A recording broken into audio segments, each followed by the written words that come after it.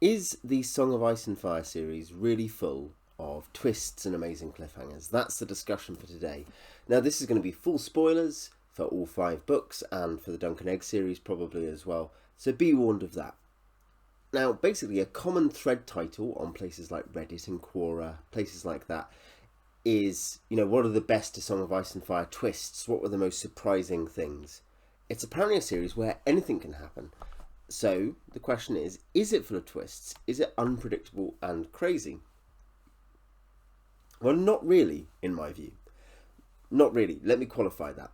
There are some surprises, things that surprised me at least, but actually I think that virtually every other major twist or crazy cliffhanger is predictable if you follow the internal logic of the story. That is to say that you may be affected, you might think it's a brilliant bit of storytelling, but you're not like, I never expected that. You think, yeah, that makes sense. So what I'm going to do is establish there's a rule that Martin teaches you when you're reading the books, and then I'm going to talk about whether some of the big twists can be predicted by that rule or not. And the big rule is gradually established through the first book. It's in Game of Thrones itself. There's Bran's crippling, then there's the death of Lady the Direwolf. Now, bad things happen, though very rarely ultimately bad things. There's savagery, but in limited and intentional ways that fulfill 2 conditions. 1, they seem like natural consequences or plausible accidents, and 2, they fit the greater narratival structure. For Martin, the narratival structure is not arbitrary or savage, but highly ordered. Indeed, I think if you want to find out the real magic system in his world, it's this mystical story logic. There will be an Ahai. What happens to your direwolf does have a sort of sympathetic effect on you, even though you wouldn't realise it or plan for it. Harrenhal really is cursed, etc. So the point there is that Martin doesn't kill characters at random for effect. There's a deeper story logic that is embedded in the magic of the world as well as in our understanding of narrative. And the ultimate proof of this rule, and one of the few twists that has any real surprise in it, is Ned Stark being executed at the end of A Game of Thrones. The logic was inevitable. It was forecasted. You win the Game of Thrones or you die. Don't even trust me, Ned. That sort of thing. But we still find it surprising because most of us, haven't fully learned the rule yet when we read it for the first time. But once we have, it becomes easier to expect things or know how certain cliffhangers or twists will resolve. Once we've picked up those lessons through that first book, then we understand better what happens later. So, for instance, here's some examples. I'll go through 7 examples or 7 groups of examples. Is Littlefinger being behind Jon Arryn's death and framing the Lannisters, or is him pushing Lyra Arryn off a cliff, Lysa Arryn, at all surprising? Well, no, both are well within character. They fit the narrative logic of the story. He tells you in the first book. They provide catharsis for those events. They're natural. You might be like, well, I never really expected Littlefinger to have such a big plan to do with Kate, only Kate, and get Sansa to marry Harry the heir and stuff like that. But in a sense, those things are the details. The central story logic is actually not very surprising. These are natural.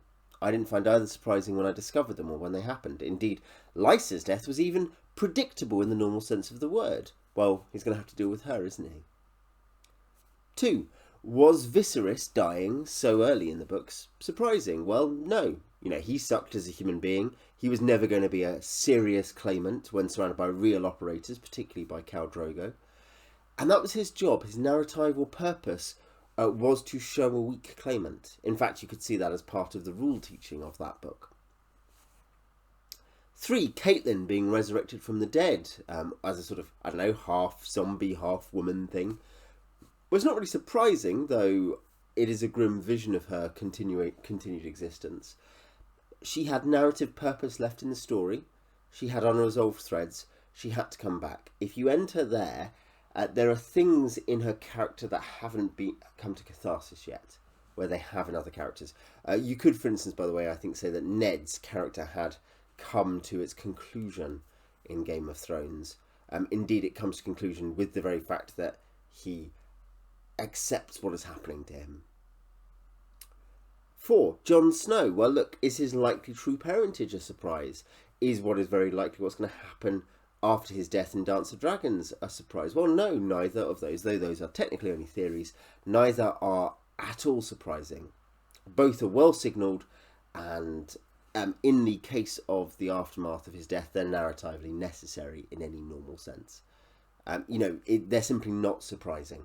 So when we think these are the big dramatic twists of the story, or wow, I never expected him to die, I'd say even him dying, though, is a solution to a narrative problem. Him dying was not a big twist. It was a mild kind of like, oh, they've done it that way. But it wasn't a big twist. And certainly what's likely to happen next is no twist at all.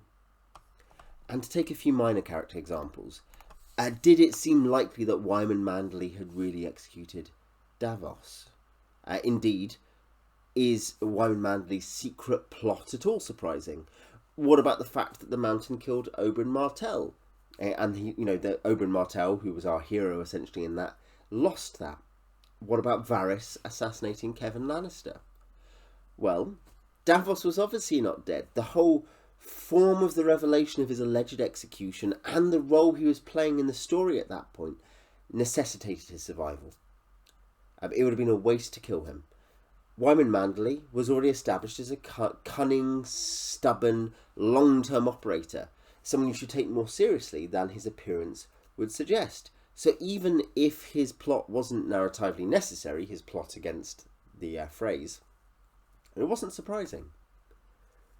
Again, incidentally, the same thing, I mean, this doesn't really count as a twist, but the idea that you have these umbers having a pretend civil war to play both sides, very much something where you could say, yeah, that fits the necessity of the plot in the North.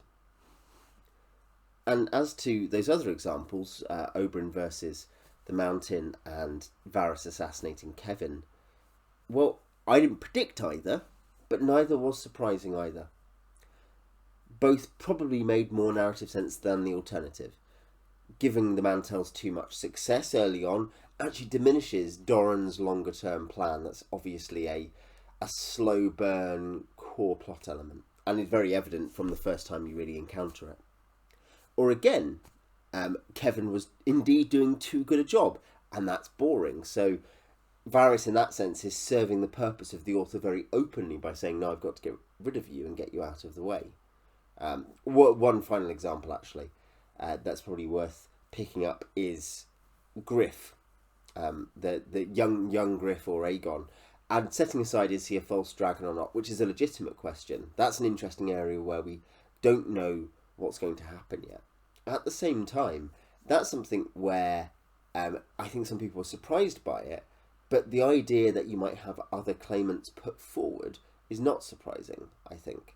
The idea that the plot ever really about Viserys and Dany? No, it turns out it's about Aegon.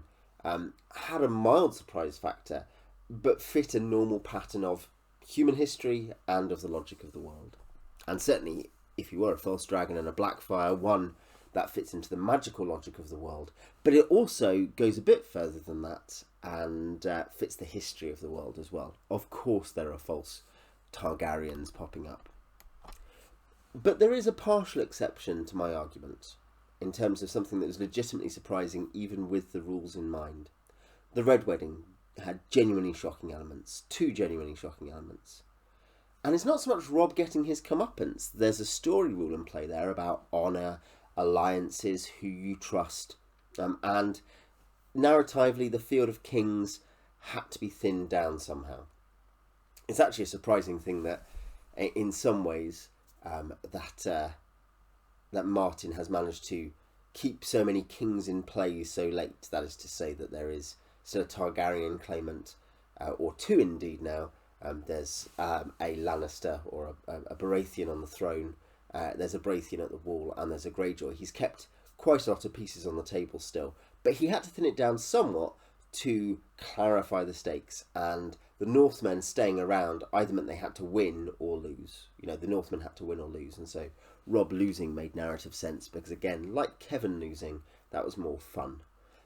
Also, Robb's arc, essentially, there wasn't a natural, obvious thing that Robb still had to do If he'd survived, Martin would have come up with stuff, but the point was there wasn't anything he had to do. So narratively it was fine. But the manner of his death was surprising in two ways. One was the sheer savagery unleashed by Martin. The scale of death, the brutality meted out to multiple characters that we liked and invested in. This isn't the same as when Jory and Will are killed by Jaime's Lannister soldiers in Game of Thrones. And you think, oh, well, Jory seemed all right. These are people who you've had around for a little while, particularly Robb and Kate, but also some of Robb's chosen men. You think, oh, I quite liked them. I had seen them in a few instances. I had built up some degree of care for them. There's not really anything else, I think, equivalent to this in the series, where Martin unleashes on multiple characters that you might be invested in. Maybe there are, and I've simply forgotten, so correct me if I am. The second way I think is surprising is how stupid it was of Walder Frey. So breaching hospitality law in the way that he did was going to risk punishment, both in just probabilistic terms, in our prosaic real world probably, let alone in a world that we know has real magical logic. And he's meant to be the most cunning lord really in lots of ways in the whole of Westeros, or one of them, but his pride is so overwhelming that he screws himself in a very obvious manner to the reader. And perhaps that's even a criticism of Martin. The presentation of Frey almost seems to clash with the logic of his behaviour at the Red Wedding. So maybe there's even a very slight criticism there to make with that twist. But yeah, I would say with the major exceptions of Ned Stark's execution and the scope of the Red Wedding, I don't think many of the twists or cliffhangers in A Song of Ice and Fire, or indeed in the Dunk and Egg stories, was it surprising that Prince Baelor came out to help? No, not really. I don't think any of them are particularly surprising or hard to work out ahead of times or to accept as they happen. They follow the logic. Martin is very good at narrative logic. He executes those events brilliantly. They emotionally matter and are significant, but I would dispute they are super crazy and surprising. What do you think? What did you find surprising? Have I missed any big twists that break my rules? Am I wrong about those rules? Tell me in the comments. Until next.